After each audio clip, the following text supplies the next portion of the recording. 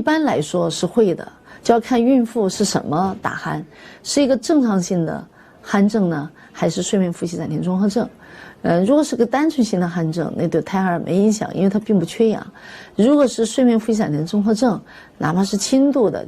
低氧，那么对胎儿的生长发育都是不良好的，因为我们知道胎儿是不能缺氧的，不能产生窒息的状态的。所以对孕妇的鼾声，我们要更加关注，比成年人，更建议及早到医院去进行诊断。